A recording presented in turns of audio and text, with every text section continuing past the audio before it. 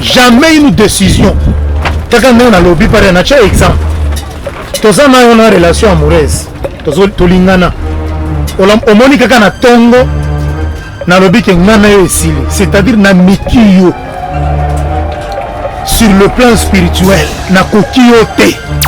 Ndenge pe ba meki voici l'homme, ba éliminer ye. Ba kokite. Maintenant la réaction physique. C'est tout le monde qui est au courant et en boutou muteza ko salem. Naza ko akize muku na te ke yena nyaboma. Non non. Nga naza ko loba exemple sur le plan spirituel. Ami bengi Poutine des serviteurs de Dieu, pourquoi? Est-ce qu'il y a dit déjà qu'il y a d'autres serviteurs, il y a ACK, babandi ko rejoindre voici l'homme. Et Bazala qui déjà révélé Bandakala que voici l'homme, mon serviteur, qui a reçu le mandat de préparer le chemin. Il y a paradis, la bénédiction. C'est lui qui a la clé de bénédiction même pour ce pays. C'est voici l'homme. Maintenant, yo moto ya selile songolo oyo kanzamba lobi boy ngana kolanda sport na kolanda renaissance pona kende na life jamais na kolanda oyo azana mission ya Jésus-Christ pour délivrer peuple naï. C'est ainsi que moni aseka lubumbashi balobi niet. Moi j'ai reçu la mission ya ko suivre serviteur ya Nzambe voici l'homme. Lelo lobi okoyoka lisuba aseka mususu bako rejoindre plutôt voici l'homme. C'est ainsi que ngai ne n'a pas si voici l'homme Poutine des serviteurs de Dieu. Parce que Poutine a reçu la mission dans ce monde pour délivrer le pays aux en menace. Il y a des dictateurs, il y a des mafieux internationaux. Au Bazali, Kotungisa, ba africain.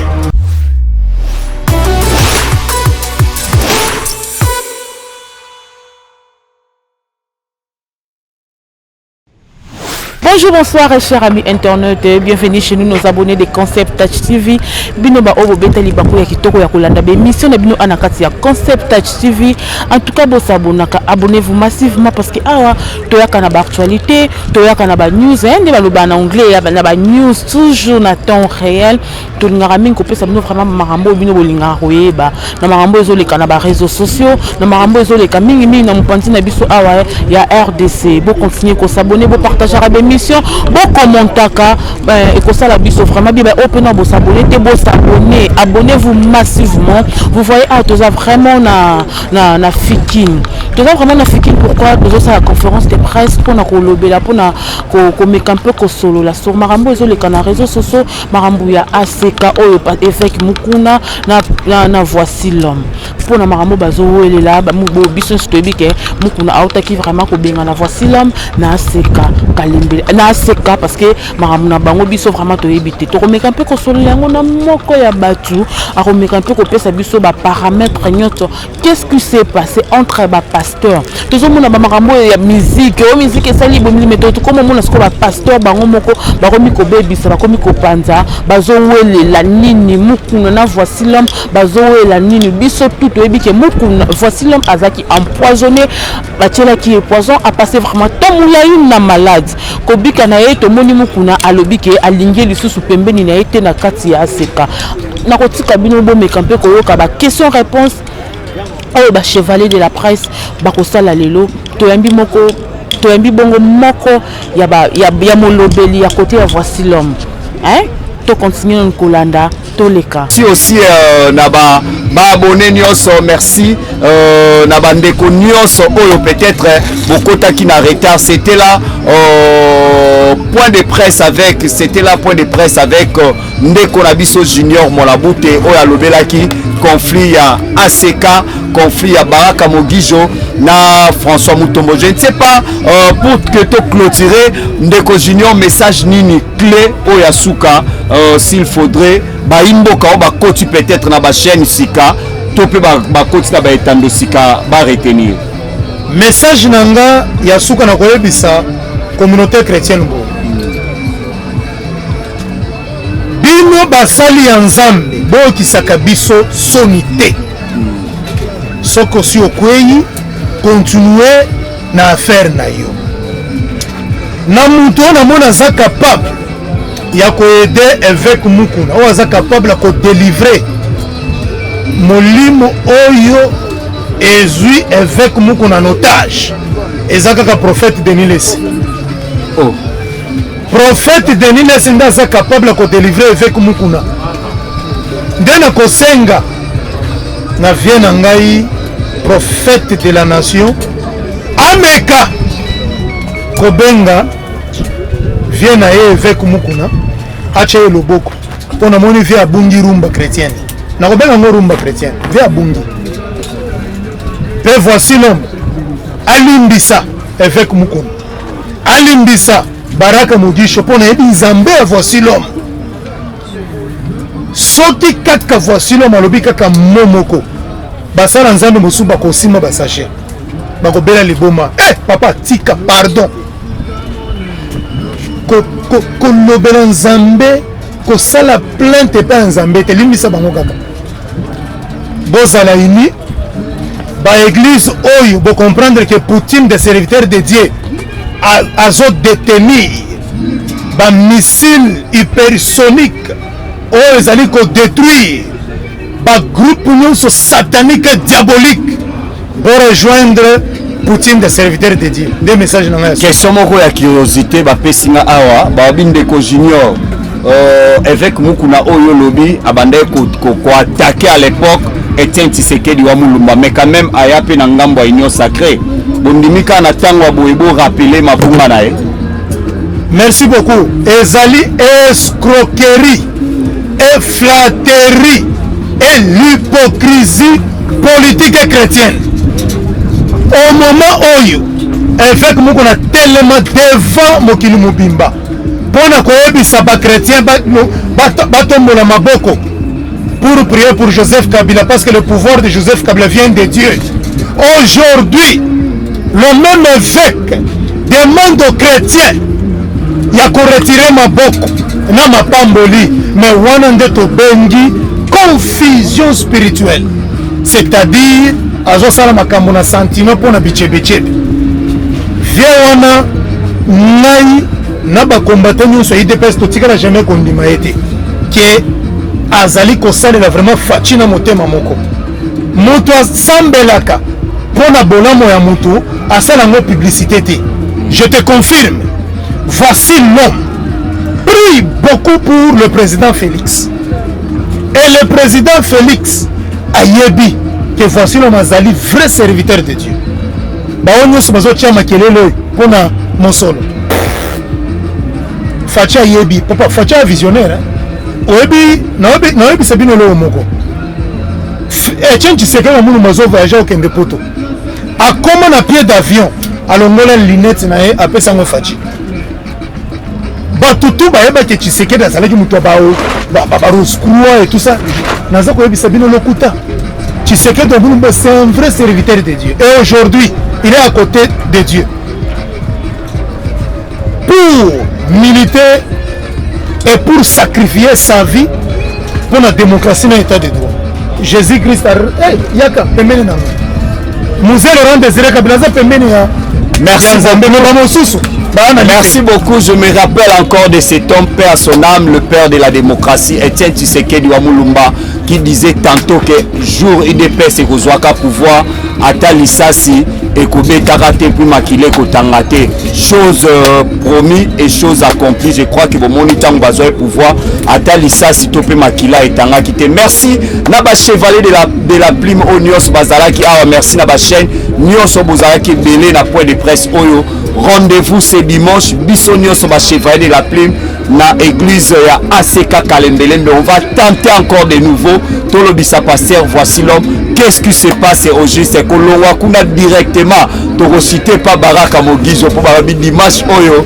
La presse congolaise Torozala vraiment au four et au moulin qui dit mieux. D'ici là, portez-vous bien. À la prochaine numéro.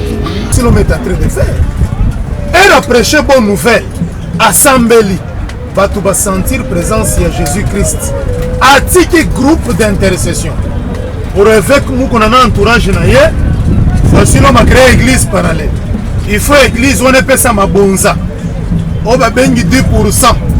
Voici l'homme à lobby na évêque ezali nazo sala musala ya nzambe pas pour le 10%, mais je le fais pour aider la nation selon la mission que moi j'ai reçue de prêcher la bonne nouvelle. À partir on a couru bandaki ko legaliser ya mibale bitumba ya voici l'homme euti wapi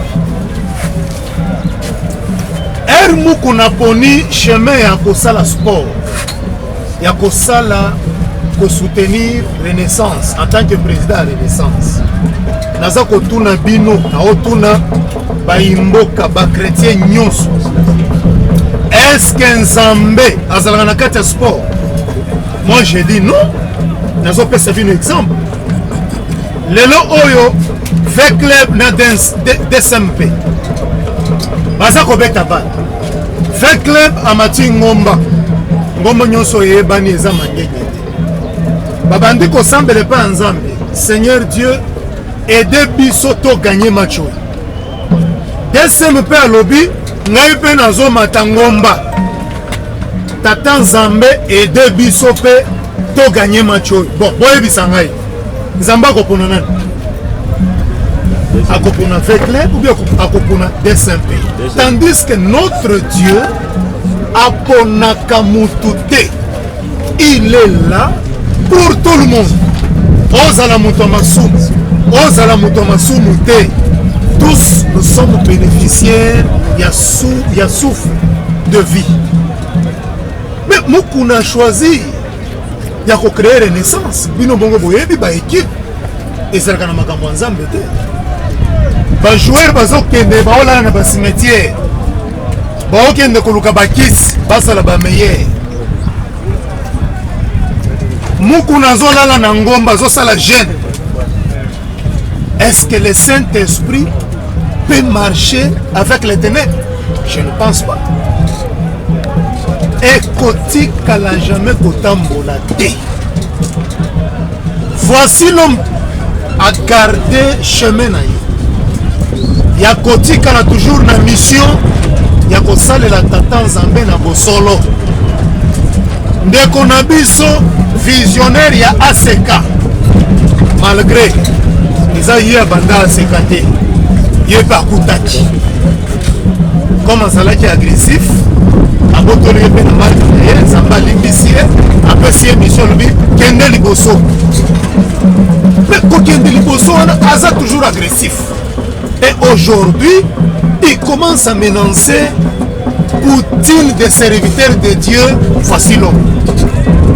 Mais Ezamawa, voici l'homme à outils soins médicaux, s'il vous plaît. Na soins médicaux na ye, Zamba ebisiye, sala musala na yo. A créé un groupe d'intercession. Na mokili mobimba bato bazota Angleterre, États-Unis bazoya place voici l'homme azalaki. Pour mukuna voici l'homme a trahir. Il a trahi en quoi? Pour 10%, voici l'homme azako sala musala pas pour l'argent. Azako sala musala selon vision oyo tata nzamba apesi. Yango wana nde na ningaki na yebisa bino selon mutuna ya ndeko na biso ya atuni pour qu'il ait éclairé opinion, conflit. Attends, écoutez, je vais vous dire une chose.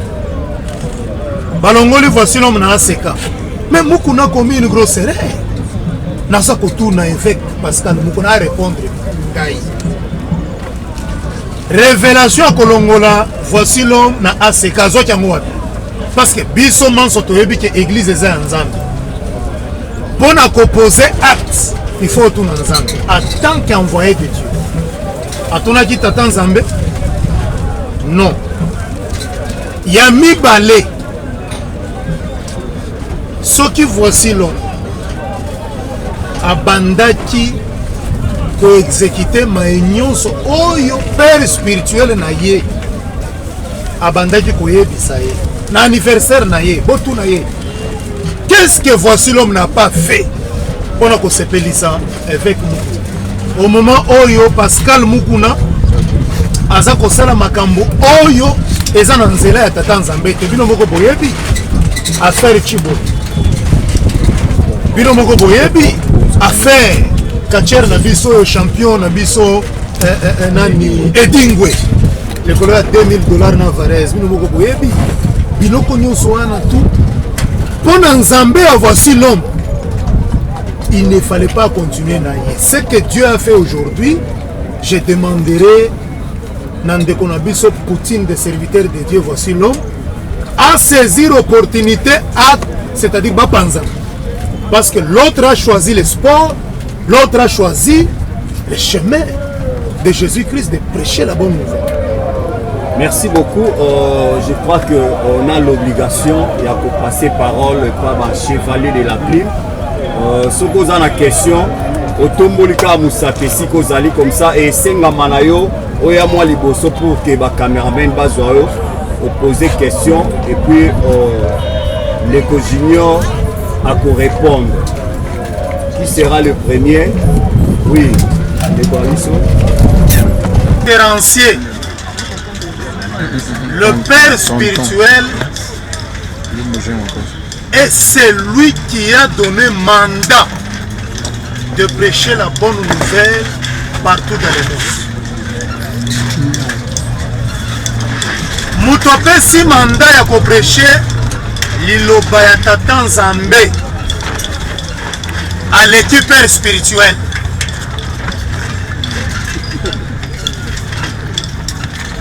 Avec Mukuna qui Voici l'homme Loboko a évolué. Mais après ce qui est mission, Moutoye Kopé sa Voici l'homme mission. Poutine des serviteurs de Dieu, c'est le Seigneur Jésus-Christ. Allez partout dans le monde prêcher la bonne nouvelle. Mais pour que Voici l'homme a créé groupe d'intercession et débat n'a pas de difficulté spirituelle, il faut demander l'autorisation chez le père spirituel. Est-ce qu'il y a un de qui Voici l'homme mission? Il y a aller partout dans le monde? Non. Voilà la différence. Problème, il y a père spirituel et ça problème autobengi na munoko na bango tchadjikoumi 10%. Mais c'est le problème de Tchadjikoumi. Bande konangai bapanzi sango. Tandis que Voici l'homme. Yazakunate. Jésus-Christ marche dans l'organisation. Et Voici l'homme ensemble pour la moutou. A moni présence yanzana. Moutouana bengi. XY boya. Nakutani na mutu azali en direct na Jésus-Christ. Pas comme 30-40 bande kunanga. Il faut laisser l'organisation. Voici l'homme a dit qui kaka organisation. Pas créer sous cellule ou quoi que ce soit. Non. Mais un rappel sa rapport na ye et pas ya père spirituel. Aebi sakaye. Nazalaki na France, natiki 30 personnes, groupe, juste groupe d'intercession. Okoyoka muko nazotu, est-ce au sali rapport financier, tchadjikou, isa wapi. Bon, voici l'homme à répondre. Non, non. Nous devons d'abord prêcher la bonne nouvelle. C'est seul Jésus-Christ qui nous prend en charge. Makambo ya tchadjikoumi, na kopesa yo rapport na Congo na ACK Kalembelembe. Mais dans le groupe d'intercession, non. Nous devons abandonner côté cadre. Nous devons abandonner les débauches. C'est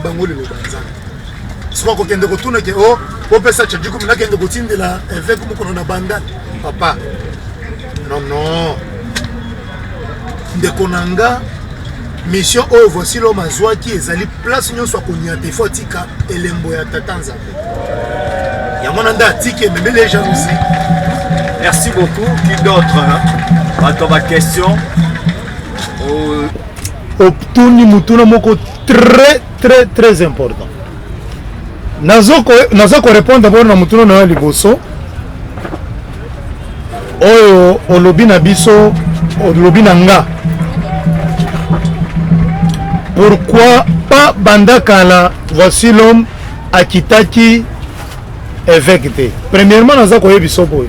Ce n'est pas voici l'homme qui a pris la décision ya kolongwa ACK, Assemblée chrétienne. Non. Voici l'homme a été surpris. Ya kotanga communiqué. Ke ba excommunié, bal benganie. Parce qu'il y a personne qui rapportait dans le mouvement nae o azako sala parce que azako créé ba cellule parallèle. De bazwaki mukano ya kobengana ye. Mais le statut il y a qui ACK existé sur le plan juridique. Il y a aussi l'organisation na comité disciplinaire, c'est-à-dire les diacre. Ce qui va monique mutu azalina problème à tamboli selon statut à ACKT bakobengi ça y est batuna ye mituna pourquoi au tamboli boy. Mais voici l'homme atikala jamais qu'on appelle ya père spirituel na été. Pendant que tout n'est mituna wana. Il a été surpris que bazali ko bengana ye. Mais maman, voici l'homme à l'église, à diriger l'église ACK Kalembelembe. Évêque Moukou n'a dirigé ACK Nakatia Banda, c'est-à-dire centrale. Premièrement, ils ont déjà des organisations sur le plan spirituel, ils sont différents. Voici l'homme à Melaka Masangate, à Melaka Diambate, à Melaka Bombete. Ce qui est organisation Moussous, baza comme la bombe parce qu'ils allaient comme Moko. Mais bazo tambolanzela mon côté.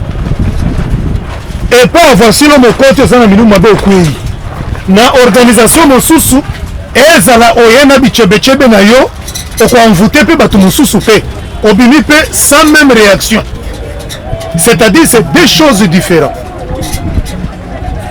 Bitumba et bandaki bandakala, jamais une décision. Kaka na lobby par un exemple. Toza na une relation amoureuse. Tozo tolingana. Omoni kaka na tongo na lobby ke ngana yo esili. C'est-à-dire na mikiyo. Sur le plan spirituel, na kokiyote. Maintenant sur le plan physique, il faut manifestation en salam. Ndenge pe ba meki voici l'homme, ba éliminer, ba kokite. Maintenant la réaction physique, c'est tout le monde ba kozala au courant ya mbutu mutu eza ko salema. Naza ko akize muku na te ke yena nyaboma. Non non. Nga naza ko loba exemple sur le plan spirituel. Ami bengi Poutine des serviteurs de Dieu, pourquoi? Est-ce qu'on y a vu déjà qu'il y a d'autres serviteurs, il y a ACK, Babandi qu'on rejoindre, voici l'homme. Pe Bazala qui déjà révélé, Bandakala, que voici l'homme, mon serviteur, qui a reçu le mandat de préparer les chemins. Il y a paradis, la bénédiction. C'est lui qui a la clé de bénédiction, même pour ce pays. C'est voici l'homme. Maintenant, yo, Moutouya Selil Songolo, Oyo Kanzamba Lobiboy, Nana Kolanda Sport, na Kolanda Renaissance, Pona Kende na Life. Jamais. Na Kolanda Oyo Azana mission, il y a Jésus-Christ pour délivrer le peuple naï. C'est ainsi que Moni ACK Lubumbashi Balobi Niet. Moi j'ai reçu la mission, il y a qu'à suivre serviteur Yanzambe voici l'homme. ACK Kimbansek va rejoindre voici l'homme. Lelo lobby okoka lisuba ACK Moussous. Va rejoindre plutôt voici l'homme. C'est ainsi que Ngai n'a pas si voici l'homme Poutine des serviteurs de Dieu. Parce que Poutine a reçu la mission dans ce monde pour délivrer le pays et en menace. Il y a des dictateurs, il y a des mafieux internationaux au Bazali Kotungisa ba africain. Poutine azana manduki oyo nzambe ye moko rebisaki ye salabo pona ko détruire. Et je vous informe, ezaki na virus moko oyo banda ko se préparer oyo ba mindele la communauté internationale ba préparaki laboratoire ezaki na Ukraine. Ba pays occidentaux balingi ke mobali na mobali babalana oyo eza interdit et pas ya tata nzambe muto akela mabele na lola. Eza Poutine. Poutine a une mission à tata nzambe. C'est ainsi que voici l'homme comme Azako Bundisa par laboratoire diabolique peut à bombarder Yango. Peut Poutine voici l'homme azana ba hypersonique. C'est ainsi que n'a surnommé Poutine des serviteurs de Dieu. Donc na mituna na yo. Mais maman, la Bible dit chaque chose à son temps. Et Zangaïté, et la Bible dit chaque chose à son temps.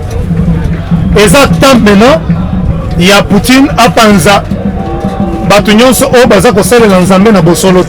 Merci beaucoup. Nous poursuivons avec la série de questions par rapport à l'actualité. Tous autres tapez moi bémol. Pour na ko ebisa ndeko junior to moni pe vidéo o etamboli ya pasteur Mususu Abimi pasteur Baraka Mogisho a sali vidéo azo réclamer $20,000 na ya lobi pasteur voici l'homme a escroqué na affaire ya fréquence ya chaîne ya TNT. Je crois que vous allez aussi marteler sur ça parce que vous avez mieux placé. To ko ba la série de questions.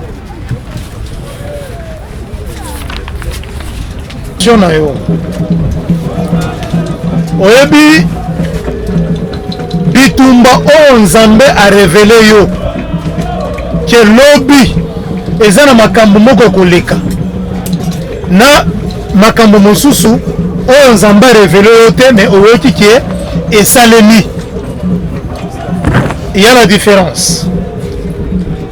Bitumba o nzambe a révélé moyena kende kotuna pourquoi bitumba oyo esalami ezate. Bitumba oyo nzambe a révélé te na kokende kotuna père nayoki makambo esalami mais naza innocent. Pourquoi mais ce qui s'est passé, c'est Dieu qui a voulu que les kandengi wana. Pas moyen que voici l'homme a qui ne kotuna fait comme pourquoi non pas moyen. A kotuna te. C'est-à-dire na se rappelle qu'on a procès à 100 jours entre parenthèses. Kamere aloba que la messe a été dite. C'est la même chose. Que voici l'homme à lobby, la messe a été dite, c'est-à-dire planification, réunion, nyoso et salement pour que va écarter voici l'homme. La guerre n'a pas commencé aujourd'hui. Aujourd'hui, c'est le monde entier oyo eza au courant. Il y a maïnion se salamina ASECA. Donc, Zambé a décidé. Voici l'homme à ça le parcours naïe, chemin naïe. Et moi, voici l'homme à qui on la rencontre. Il y a volonté en Zambé exaté. Parce que voici l'homme est mandaté par Jésus-Christ. Tandis que l'autre a été mandaté, mais a BBC mission. Baraka Mogisho Azako accusé pasteur voici l'homme qui a escroqué $20,000 pour la fréquence. Après ça, fréquence, il y a mbata, il y a moupepe. Ndemo a précisé à moupepe. Je crois que vous martelez en haut par rapport à la question PND. Oui. Bonjour. Question à Liboso, il y a quelque chose que je n'ai pas bien compris. Au lobby, nous voulons juste bouleverser la communauté ACK. Tandis que ce sont les deux églises et ça peut évoluer sur le même document juridique, si je peux dire. Merci beaucoup. Nous allons répondre au bout. Nautaki Koloba Awa, que le nom ACK, Ezali Mutunde appelle ça qui Komboana. Mais la mission qui se passe sur l'ensemble ACK est une mission recommandée par Dieu, notre Seigneur Jésus-Christ de Nazareth. Tozali ko bouleverser ba chrétien ya ACKT. Soki voici l'homme atikeli na nzela na ye ya kosalela tata Nzambe na bosolo selon la volonté de la Bible. ACK mosusu etikali na makambo ya sport na makambo mosusu mais toko marché nzela moko te bolingi to marché nzela moko ndenge nini. Il y aura toujours pas confusion parce que on a tikali na chemin ya bosolo selon vision oyo. Voici l'homme ayokaka matei erandima avec mukuna comme son père spirituel. Maintenant ce qui le père spirituel aujourd'hui azako tambola en dehors il y a Saint-Esprit. Le choix est clair. Nako pona là où il y a le Saint-Esprit. Donc il n'y a pas la confusion. C'est ainsi que voici l'homme. En yoki lisusu la voix de Dieu. Tu dois changer le nom. Tu dois continuer sur ton chemin de la vérité. Rien que la vérité. Et je vous confirme encore qu'il n'y a pas de confusion entre voici l'homme ou intérêt moko entre voici l'homme et évêque Mukuna. Non. Là, il faut poser la question évêque Mukuna pourquoi à kamati décision Yako Bengana voici l'homme na ACK. C'est maintenant évêque Mukuna qui doit motiver sa décision. Alors qui s'appelle la preuve. Oh, voici l'homme Azako créé une cellule parallèle contre la vision de l'ACK. Namutuna Yandeko Oyo Nayoki Pasteur Baraka Mugisho alobi makambo escroquerie bandeko na ngai totika aventure totika escroquerie spirituelle. Voici l'homme n'a jamais reçu 20 000 $ de la part ya Mugisho Baraka. On a bengaka toujours prisonnier politique na kati ya Brazzaville pour avoir escroqué un chrétien na Congo Brazzaville où il a été arrêté. Tout le monde connaît l'histoire. Quand toi tu escroques les enfants de Dieu avec des faux prophéties, de faux miracles, ce n'est pas tout le monde qui peut le faire. Je vais vous relater l'histoire vraie. Voici l'homme azalaki na 3 fréquences. Asalelaka 2 fréquences. Télévision na radio. J'ai le document ici. Je crois que beaucoup qui sont beaucoup filmé en Gobi. Beaucoup Zouango. Depuis le 8 janvier 2007 que voici l'homme a commencé les démarches pour créer une chaîne. comme asalelaka 2 fréquences, fréquence moko asalelaka yango te,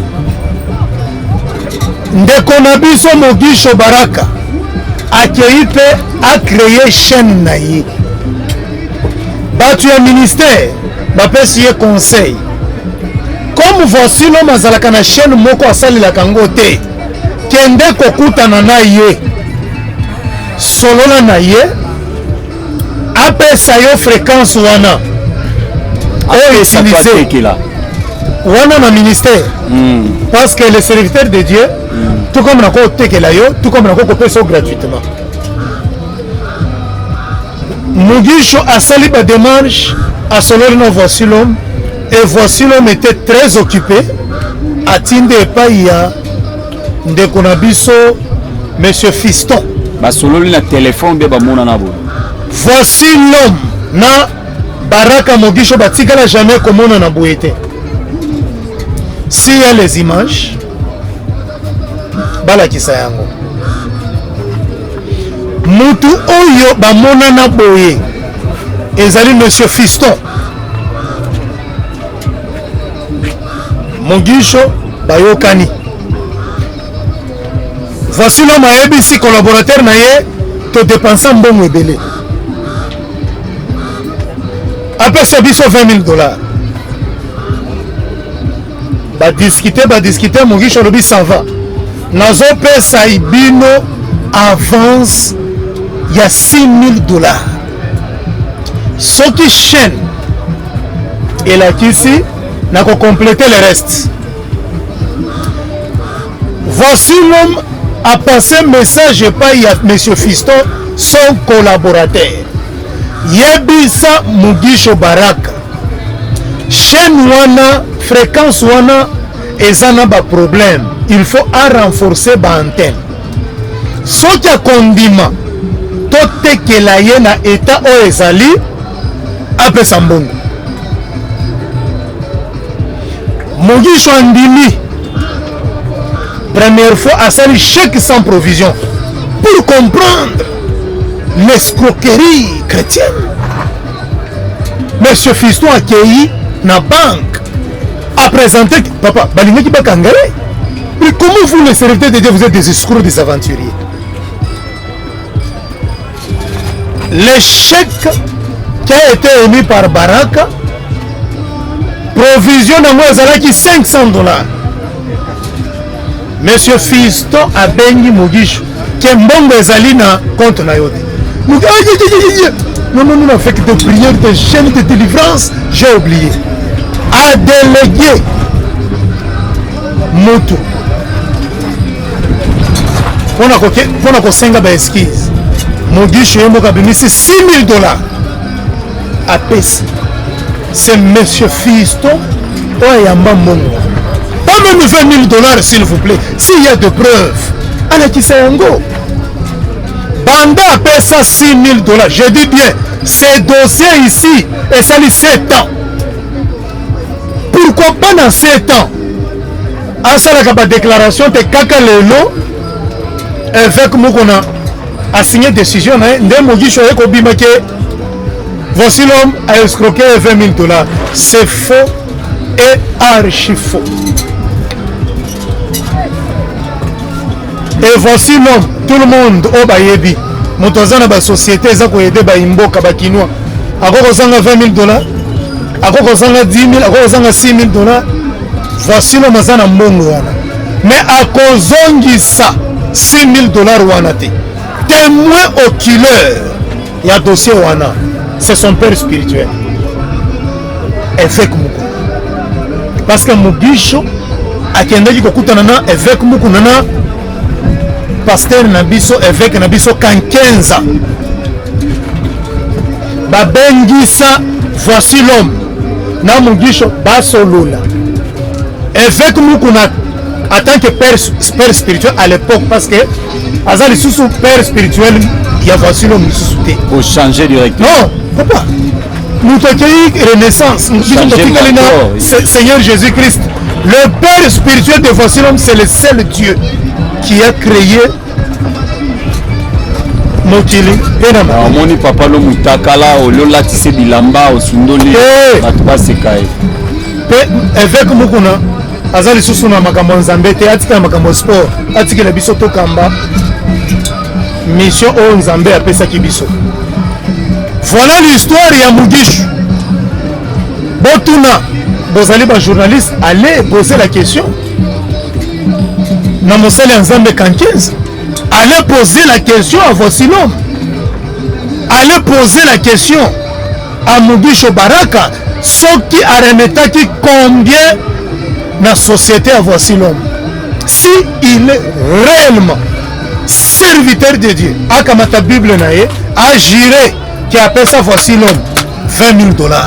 Mais ce qui Voici l'Homme a tali likolo, a tali mabele, batumosu bako pela liboma, soit disant ba serviteur de Dieu, parce que bazako tambola na mensonge.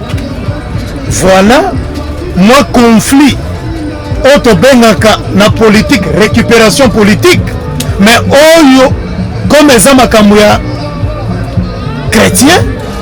Mugisho alingi à la récupération chrétienne, mais ça ne passera pas pour salir routine de serviteur de Dieu. Voici l'Homme, ça ne passera pas, papa. Merci beaucoup, amis internautes. Merci à tous les chevaliers et chevalières de la plume. J'espère que nous sommes pratiquement arrivés à la fin. On était là avec M. Junior Mwanabute qui a expliqué comment ces crises qui est en train de ronger la communauté ACK. Il a expliqué aussi par rapport au conflit qui est en train de ronger entre le pasteur Baraka Mugisho ainsi que le pasteur François Mutombo Voici l'Homme. Je dis grand merci à tous les chaînes partenaires. Merci beaucoup. Là, vous venez de suivre du début jusqu'à la fin. Vous qui va réponse, en tout cas, ils ont fait ça participer Sony Mbutu Mbutu na quatre églises. Mbutu Mbutu na quatre églises. Mbutu Mbutu na quatre églises. Balobi ba vérité bino moko boyoki eloko ba mukuna na Voici l'Homme bazo yuele là en fait. Bazo la nini mbongo église bino moko boyoki. J'espère que vous allez jamais aussi. J'espère que ceux qui vous en avez des questions ou qui sont posées beaucoup mais la biso na ba commenter parce que nous ça na biso les ya moyo. Tozana po biso tozana po na kosaka musala parce que bango ba kana makambo bona ba réseaux sociaux. Biso peut te vendre raté to la raté de bomoni to yaki poto mekambe ko so ba réponse to mekambe ko éclaircir parce que biso sozo pendant que se poser la question. J'espère que quelques réponses émis et peut ça déjà. En tout cas, abonnez-vous massivement à Katia Concept TV. Là, je dis encore un grand merci à papa et maman bébé couple Milando babi équipe mobimba Concept TV monte na bino yango wana na rabino tellement makasi aux abonnés ya bino moi depuis ya munene autrement dit Cynthia Mbombola Kilimanjaro de la presse na sima caméra les filles les king babi moi na suka lia kande mingi donc abonnez-vous massivement basistanios en tout cas appel comme mobimba bossa Doriana likamni na ngai mbote na yango na minute de la presse toujours pene ya yo yango wana donc na loba que ce qui nzamba singite tokuta na prochainement bisous bye.